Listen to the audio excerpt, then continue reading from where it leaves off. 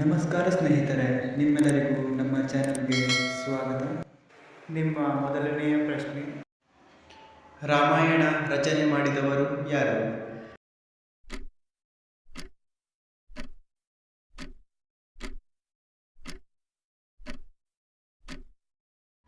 ಸರಿಯಾದ ಉತ್ತರ ವಾಲ್ಮೀಕಿ.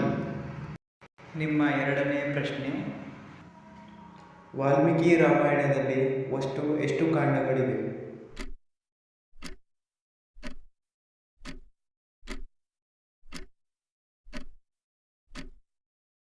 ಸರಿಯಾದ ಉತ್ತರ 7. ನಿಮ್ಮ ಮೂರನೆಯ ಪ್ರಶ್ನೆ, ಪೆರಿಯಾರ್ ವನ್ಯ ಪ್ರಾಣಿಧಾಮವು ಯಾವ ರಾಜ್ಯದಲ್ಲಿದೆ?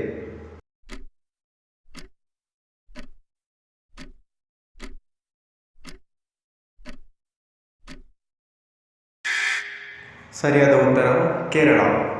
ನಿಮ್ಮ ನಾಲ್ಕನೆಯ ಪ್ರಶ್ನೆ, ಕನ್ನಡ ಎಂಬ ಹೆಸರಿನ ತಾಲೂಕು ಯಾವ ರಾಜ್ಯದಲ್ಲಿದೆ?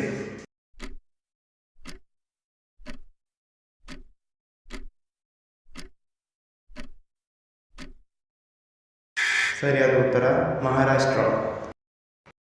ನಿಮ್ಮ ಐದನೆಯ ಪ್ರಶ್ನೆ, ದಂಡಿ ಯಾತ್ರೆಗೆ ಇನ್ನೊಂದು ಹೆಸರೇನು?